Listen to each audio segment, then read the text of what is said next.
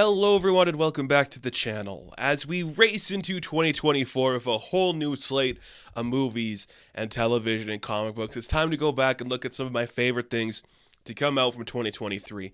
This video is all about the television I watched, which is really interesting because I think between the things I cover on this channel, television, movies, and comic books, I would even slightly say, even compared to some of the action figures I bought this year, the thing I focused on the least was television. I definitely felt like my attention shifting more towards the movies that came out this year. This is one of the first years where I've been seriously following all the awards drama for a bunch of the movies, and I just think the comic books have been incredible. Television has been consistently well with a bunch of stuff I like.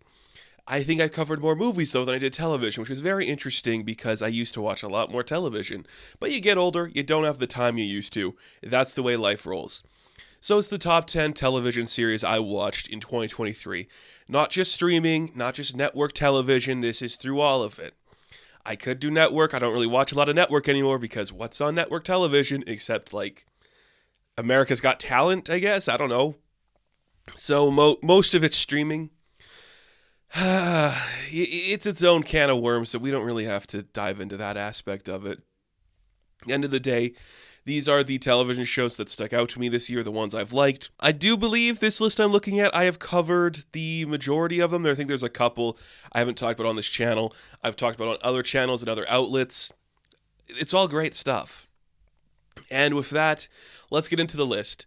To start things off, I do want to bring up a couple honorable mentions throughout this year. Shows that either came out too late for me to really put them on this list, or things where I'm like, this is so good, there's just been a lot of other stuff that's better. Season 35 of The Simpsons, I'm liking it a lot more than a lot of people, apparently. I think it's been really fun. Superman and Lois this year has had the best interpretation of Lois Lane we've ever seen on screen. It's incredible.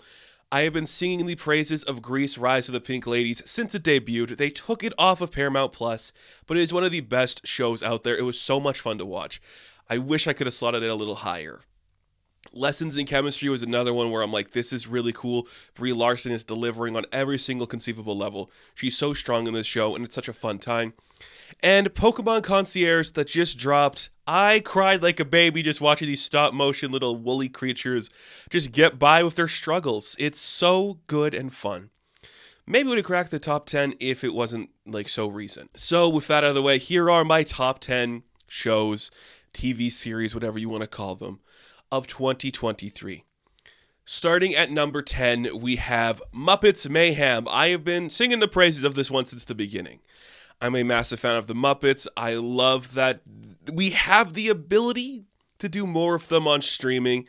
We've never really found the footing. Muppets Mayhem to me seemed like the right direction. Okay, we can take a specific group of the characters, flesh it out in a more adult setting, kind of like the ABC show, but a little bit different. You had a bunch of musical guests show up, which was really fun to see. You had some really good puppeteering, which was really cool to see. If you just like the Electric Mayhem, it's as close as perfect as we could probably get in the modern setting. I don't think we'll ever recapture the classic magic, but this was so good and fun. And it was a really interesting show that I wish found its audience, and I wish didn't just become another thing that, Disney Plus just scrubbed away. Because it was really cool, and Lily Singh was good in it. Number 9 is Unicorn Warriors Eternal. This is the Genndy Tartakovsky cartoon that was so brilliant. I loved every aspect of the show. The character design was so interesting. What if Betty Boop was a witch? What if she worked with a steampunk robot? A child Doctor Strange with an elven character, and they had to fight an evil tiger creature and fox lady. It was beautiful. The animation was so fluid and fast and looked so unique. It just has that classic big-eyed style of just a simpler time. Very Fleischer inspired, and that's a big influence for Tartakovsky. This was just so interesting and cool, and one of the best things Adult Swim has put out in a while. I wish he got a bigger push. I wish we could see more stuff from it, because I could watch endless content of this universe. It looks so cool. And Melinda is one of my favorite looking designs of the year. That character speaks to me on so many levels. It's such a fun show. At number 8, we have Daisy Jones and the Six. Yes, I am going to talk about it. this is still what I really enjoy. I like the world we set up. I like the way the story is framed as like this documentary.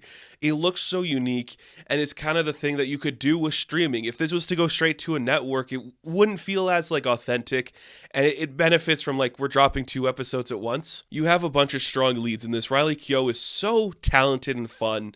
Sam Claflin is just talented as well. Just seeing those two play off each other and the larger world is very interesting. A Fleetwood Mac parody kind of, or homage even, is just built for me. Just the internal conflicts of this band trying to get together with two people that are hazardous to themselves, and when they're around each other, they're hazardous to each other. That's really interesting to look at. The music's really cool. There's been some complications since its release of people that have been in the production, and that really sucks and hinders it. It's why it's not higher up on my list, but it still looks well. And Daisy Jones and the Six is a series I really enjoy. At number 7, we have the latest season of I Think You Should Leave with Tim Robinson. I'm a fan of this guy. I loved all the other seasons. Season 3 came out, and I didn't watch it right away, but I binged it one night, and I was pissing myself laughing. It is just so clever and interesting, and he just has a specific style, and the team on that show just knows it's not about like having this make sense. You have to say words a specific way. You have to put the camera in a specific way. It's about how awkward we can make things. This show has just been incredibly simple, but I've laughed my ass off through all of it. It's so fun and creative, and I had to put it on the list because I just think out of everything I've watched this year, it made me laugh the hardest. It made me smile the hardest. It's the one I go back and watch the most. I've seen it a few times since then. It's really impressive. Coming in at number 6 is the final season of The Marvelous Mrs. Maisel. I have been talking about this show for a while. I absolutely adore it. I love it. It's one of my favorite modern things in the streaming era. And saying goodbye to it was a little hard. I don't think this season was perfect in every capacity, but the highs it hit were higher than a lot of other stuff I've seen this year. Just saying goodbye to Rachel Brosnahan in that role is going to be very hard. And it left me just happy with the way it ended.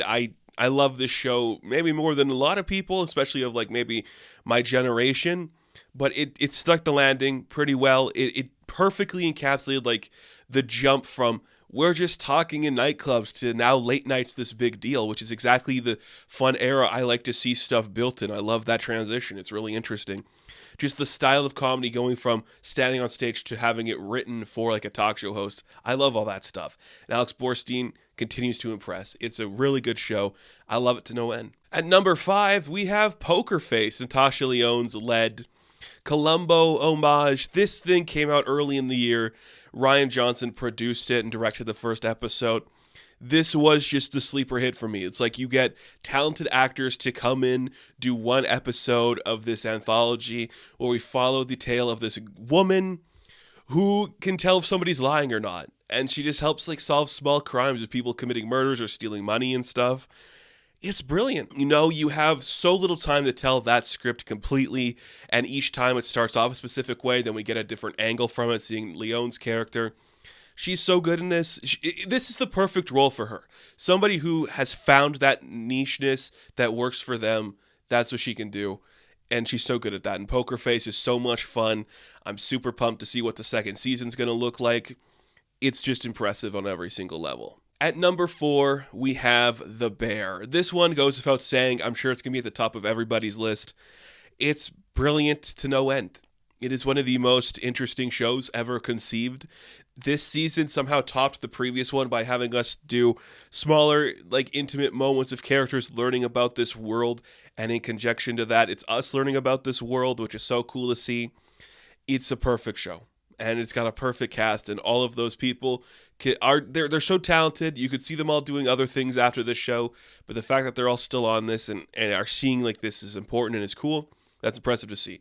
The Bear rocks. At number 3, I put the final season of Physical. This is the Apple TV series that I have been talking about since day one. I was on board the Physical train since the first episode dropped 3 years ago. I think this show is incredible. This final season is just watching the downward spiral of Sheila try to figure out her life while she can't get anything truly together for herself. It is this cringy, intense story of Rose Byrne failing and struggling and you top that off with just like really cool 80s aesthetic that doesn't feel egregious, but it's just things were kind of browner and darker in a weird way. I love this show. The finale wasn't my favorite thing to come out of it.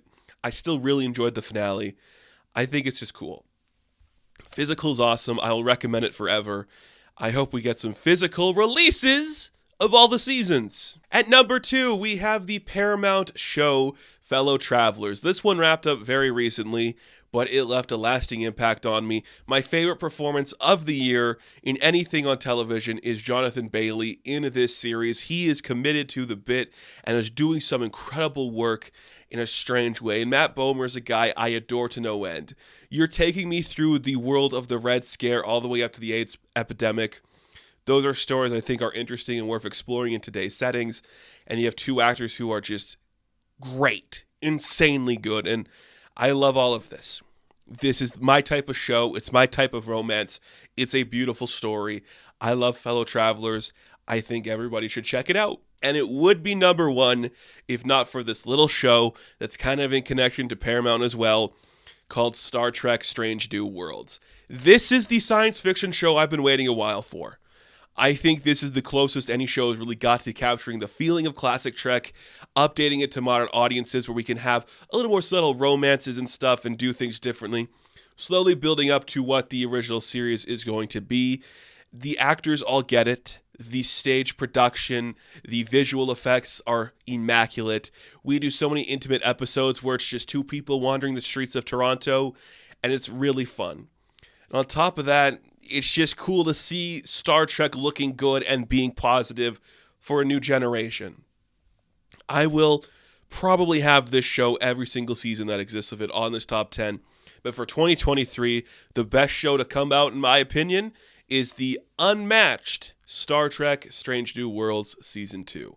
A perfect season of television with 0 bad episodes. I don't care what anybody says, the musical episode is great. The more quiet and intimate episodes are great as well. That is my list of the top 10 of 2023. We'll be back to do movies at some point. I don't know when that's going to be. A couple more I still want to watch. And until then, what was your favorite television show of the year? Was it The Last of Us? I couldn't get into The Last of Us that much.